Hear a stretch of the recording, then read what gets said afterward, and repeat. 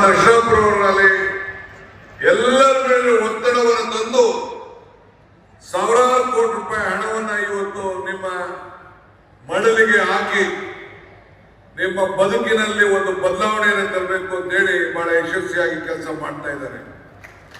ನಿಜವಾಗ್ಲೂ ಇಂಥ ಶಾಸಕರು ಸಿಕ್ಕಿರೋದು ನಿಮ್ಮೆಲ್ಲರ ಭಾಗ್ಯ. ಧರಣ್ ಸಿಂಗ್ ಅವರ ಕೈಗಿಂತ ಒಂದು ಹೆಚ್ಚು ಕೆಲಸವನ್ನ ಇವತ್ತು ಅವರು ಮಾಡ್ತಾ ಇದ್ದಾರೆ. ನಾನು ಇವತ್ತು ಈ ಕಲ್ಯಾಣ ಕರ್ನಾಟಕದಲ್ಲಿ ನಮ್ಮ KPS ಶಾಲೆಗಳ ಪ್ರಾರಂಭ ನೋಡಿದಾಗ ನನಗೆ ಹಿಂದೆ ನಾನು ಯಾವುದೋ ಶಿಕ್ಷಣ ಸಂಬಂಧಪಟ್ಟಂಗೆ ಒಂದು ಮಾತು ಹೇಳಿದೆ.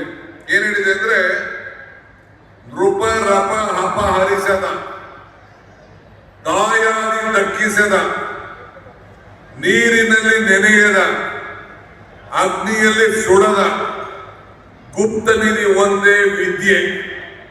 ಹಂಗೆ ಅಂದ್ರೆ ನೃಪರಪ ಅಂದ್ರೆ ರಾಜ ಕಿತ್ಕೊಳಕ್ ಆಗೋದಿಲ್ವಂತೆ, ಇಲ್ಲ ಅಣ್ಣಂದಿರು ದಾಯಾದಿಗಳು ಕಿತ್ಕೊಳಕ್ ಆಗೋದಿಲ್ವಂತೆ, ನೀರಿನಲ್ಲೂ ನೆನೆಯಕ್ಕಾಗಲ್ವಂತೆ, ಅಗ್ನಿಯಲ್ಲೂ ಆಗೋದಿಲ್ವಂತೆ ಅಂತ ಗುಪ್ತ ನಿಧಿ ವಿದ್ಯೆ.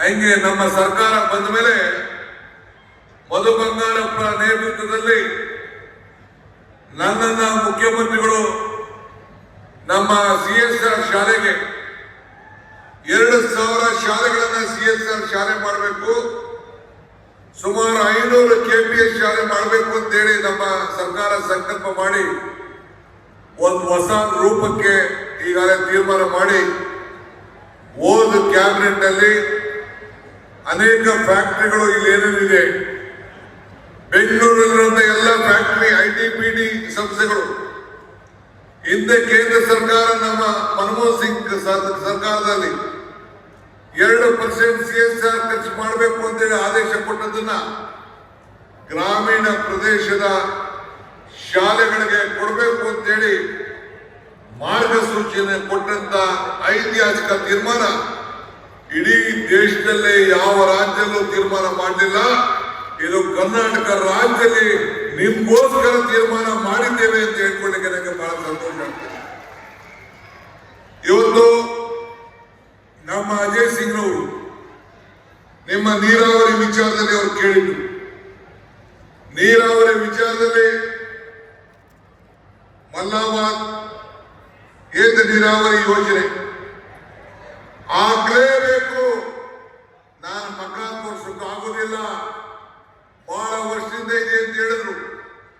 360 ಕೋಟಿ ರೂಪಾಯಿ ವೆಚ್ಚವನ್ನ ಈಗಾಗಲೇ ಕಳೆದ ಬಜೆಟ್ ನಲ್ಲಿ ಘೋಷಣೆ ಮಾಡಿ 30/12/25 ನಮ್ಮ ಸಭೆಯಲ್ಲಿ ಈಗಾಗಲೇ ಅನುಮೋದನೆಯನ್ನು ಕೊಟ್ಟು ಆ ಕೆಲಸವನ್ನ ಪ್ರಾರಂಭ ಮಾಡಲಿಕ್ಕೆ ಈಗಾಗಲೇ ವ್ಯವಸ್ಥೆಯನ್ನು ನಾವು ಮಾಡಿದ್ದೇವೆ. ನಮ್ಮ ಅಜಯ್ ಸಿಂಗ್ ಅವರು ಬಂದು ಬಹಳ ಅಭಿನಂದನೆಯನ್ನು ಕೂಡ ವ್ಯಕ್ತಪಡಿಸಿದ್ರು.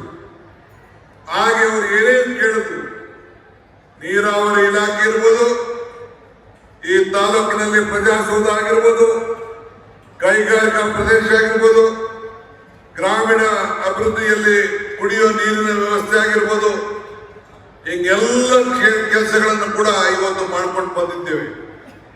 ನನ್ನ ತಾಯಂದಿರು, ಹೆಣ್ಮಕ್ಳು ಹೆಚ್ಚು ಸಂಖ್ಯೆಯಲ್ಲಿ ಸೇರಿದ್ದೀರಿ. ಪ್ರತಿ ತಿಂಗಳು ಕೂಡ ವರ್ಷಕ್ಕೆ 24,000 ರೂಪಾಯಿ, 2,000 ರೂಪಾಯಿ ಒಂದು ವಾರ 15 ದಿನ ಹೆಚ್ಚು ಕಮ್ಮಿ ಆಗ್ಬೋದು. ಆದರೆ ನಿಮ್ಗೆ ಹಣವನ್ನು ಕೊಟ್ಟು ಆರ್ಥಿಕವಾದಂತ ಶಕ್ತಿಯನ್ನು ಇವತ್ತು ಕೊಡ್ತಾ ಇದ್ದೇವೆ. ನಿಮ್ಮ ಗುಲ್ಬರ್ಗದಲ್ಲೇ ಗೃಹಜ್ಯೋತಿಯನ್ನು ಉದ್ಘಾಟನೆಯನ್ನು ಮಾಡಿದ್ದೇವೆ. ಎಲ್ಲ 5 ಗ್ಯಾರಂಟಿಗಳನ್ನ ಇವತ್ತು ನಿಮ್ಮೆಲ್ಲರೂ ಕೂಡ ಇವತ್ತು ಕೊಟ್ಟು ನುಡಿದಂತೆ ನಡೆದಿದ್ದೇವೆ. ಇಂಥ ಸರ್ಕಾರಕ್ಕೆ ನಿಮ್ಮ ಆಶೀರ್ವಾದ ಯಾವಾಗಲೂ ಇರಲಿ, ಅಜಯ್ ಸಿಂಗ್ ಅವರಿಗೆ ಆಶೀರ್ವಾದ ಇರಲಿ, ರಾಧಾಕೃಷ್ಣರವರಿಗೆ ಆಶೀರ್ವಾದ ಇರಲಿ. ಕಾಂಗ್ರೆಸ್ ಸರ್ಕಾರ ಮಲ್ಲಿಕಾರ್ಜುನ್ ಖರ್ಗೆ ನೇತೃತ್ವದಲ್ಲಿ ಈ ದೇಶದಲ್ಲಿ ಕೆಲಸ ನಡೀತಾ ಇದೆ. ಅಂದು 100 ವರ್ಷದಿಂದ ಮಹಾತ್ಮ ಗಾಂಧೀಜಿಯವರು ಇದೇ ಸ್ಥಾನದಲ್ಲಿ ಕೂತಿದ್ರು. ಆ ಸ್ಥಾನದಲ್ಲಿ ಇವತ್ತು ಮಲ್ಲಿಕಾರ್ಜುನ್ ಖರ್ಗೆ ಅವರು ಈ ದೇಶದ ಕಾಂಗ್ರೆಸ್ ಪಕ್ಷವನ್ನು ಮುನ್ನಡೆಸ್ತಾ ಇದ್ದಾರೆ.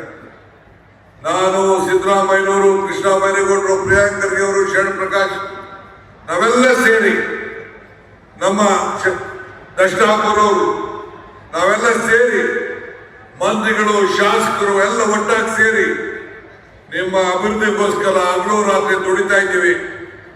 ಇನ್ನ ಖರ್ಗೆ ಸಾಹೇಬರು ಮುಖ್ಯಮಂತ್ರಿಗಳು ಮತ್ತು ಇನ್ನು ಅನೇಕರು ಮಾತಾಡೋದ್ರಿಂದ ನಾನು ಜಾಸ್ತಿ ಮಾತಾಡಿದೆ. ನಿಮ್ಮ ಜೊತೆಯಲ್ಲಿ ಯಾವಾಗಲೂ ಇದ್ದೇವೆ. ಮತ್ತು ನಮ್ಮ ಅಜಯ್ ಸಿಂಗ್ರವರು ನಿನ್ನೆ ತಾನೇ 1 ಎಕರೆ ಜಮೀನನ್ನ ಕಾಂಗ್ರೆಸ್ ಪಕ್ಷಕ್ಕೆ ದಾನವಾಗಿ ಬರ್ಕೊಟ್ಟಿದ್ದಾರೆ. ಅವ್ರಿಗೆ ನಾನು ಅಭಿನಂದನೆ ಸಲ್ಲಿಸಿ ನನ್ನ ಮಾತನ್ನು ಮುಗಿಸ್ತೇನೆ. ಜೈ ಹಿಂದ್, ಜೈ ಕರ್ನಾಟಕ ಮಾತು. ಹೆಚ್ಚಿನ ವಿಡಿಯೋಗಳಿಗೆ ಪ್ರತಿಧ್ವನಿ ಯೂಟ್ಯೂಬ್ ಚಾನೆಲ್ ಸಬ್ಸ್ಕ್ರೈಬ್ ಮಾಡಿ, ಬೆಲ್ ಐಕಾನ್ ಕ್ಲಿಕ್ ಮಾಡಿ.